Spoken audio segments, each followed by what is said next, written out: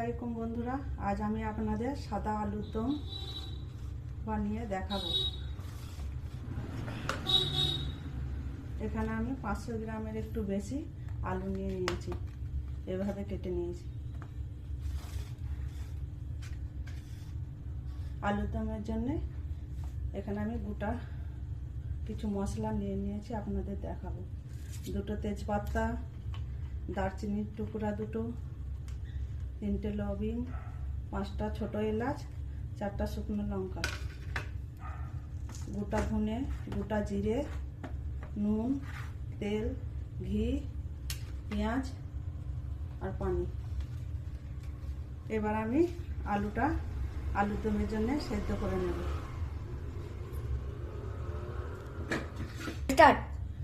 আলুগুলো আমি প্রথমে কুকারে সেদ্ধ করে নেব।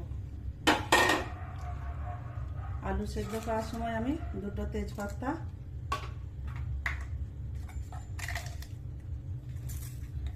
1.5 চামচ নুন দিয়ে দিলাম আর 1 গামলা পানি দিয়ে আমি আলুটা 5টা সিটি দিয়ে নেব। আলুর দমের জন্য আমি কিছু মশলা গরম করে নেব, সেগুলো আপনাদের আমি দেখিয়ে নিচ্ছি।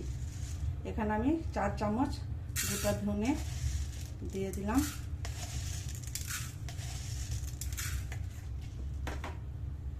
1/2 চামচ গোটা জিরে। এগুলো আমি একটু উনুনে গরম করে নেব।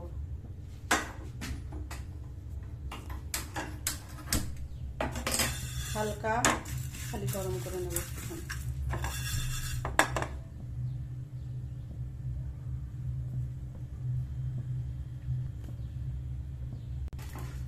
বন্ধুরা, গোটা মশলা আমার গরম হয়ে গেছে। এবার আমি ঠান্ডা করে এটা মিক্সচারে আমি গুলিয়ে নেব।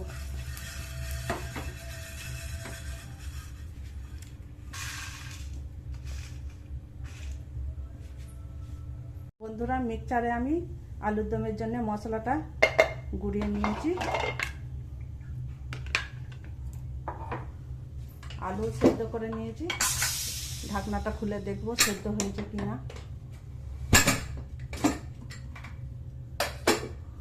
আলু সেদ্ধ হয়ে গেছে বন্ধুরা, এই দেখুন।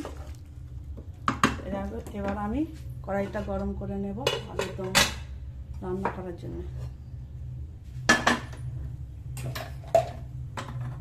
কড়াই গরম করে নিলাম। 4 চামচের মতো আমি কড়াইয়ে তেল দিয়ে দিলাম। তেল গরম হয়ে গেছে বন্ধুরা, এবার আমি পেঁয়াজটা দিয়ে পেঁয়াজটা একটু লাল লাল করে নেব।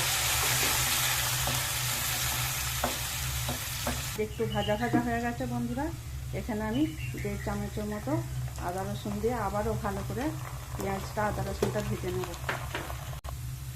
এই দেখুন বন্ধুরা, পেঁয়াজ আর আদা রসুন লাল করে ভাজা হয়ে গেছে। এবার আমি কুকারে সেদ্ধ করা আলুটা কড়াইয়ের মধ্যে দিয়ে দিচ্ছি।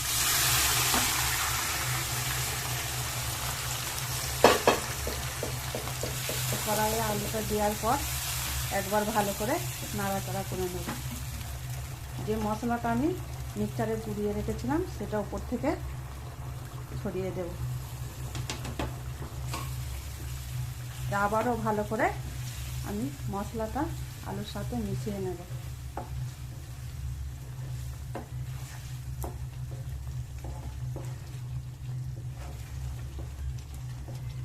ভালো করে মেশানো হয়ে গেছে বন্ধুরা, এবার আমি ওপর থেকে 1 চামচ ঘি দিয়ে দেব।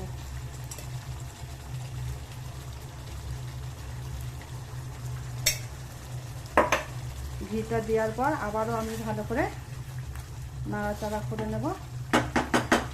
এবার 1 সেকেন্ডের মতো কড়াইটা আমি ঢাকা দিয়ে দেব।